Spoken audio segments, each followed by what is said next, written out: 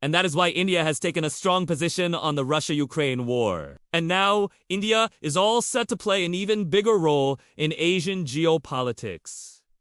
India is the new sheriff in town. The fifth forum for East Asia, the deadlocked security talks involving China and the US, was recently held in Seoul. Senior officials from both sides met along with their counterparts from countries in the Indo-Pacific. Now, do you know what they discussed? North Korea's nuclear threats. You heard that, right? Even after all these decades, North Korea remains a security threat in the region. The US and China have failed to reach an agreement on this issue. So now, they want India's help. Now, India has been talking about a rules-based international order. This is what New Delhi says. I'm quoting.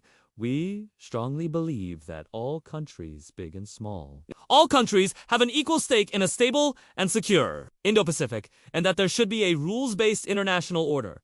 These are India's words. So naturally, India's role in the Indo-Pacific is going to grow. You could say that India has emerged as the leader of the free world, at least in Asia.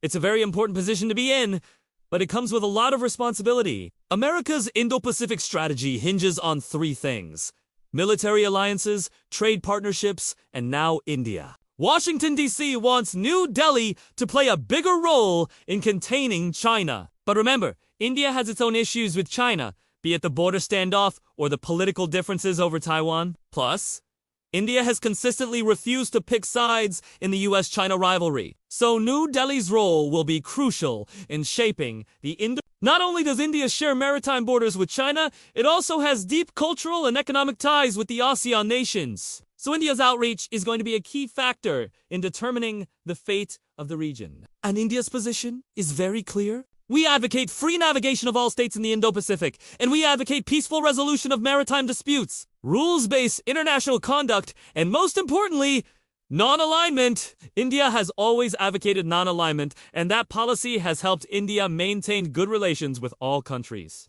Today, almost every major power is pushing India to pick a side. But remember, it's not so easy for New Delhi. You see, picking sides is easier said than done. It requires a complete overhaul of India's foreign policy, something that successive Indian governments have been hesitant to do. Having said that, India's position on Russia is an exception. When the war broke out, India was heavily criticized by the West. Our decision to buy Russian oil was called out, and our abstentions at the United Nations were labeled as But India did what it felt was best for the country. We made it clear that there will be no compromise on principles, and that we will not join the US-led sanctions regime. Today, everyone is praising India's position. European leaders are calling Indian officials. They're inviting them for talks. So are the Americans. Clearly, they did not expect India to take such a strong position. They thought perhaps India would buckle under pressure, just like Sri Lanka, just like the Maldives, perhaps.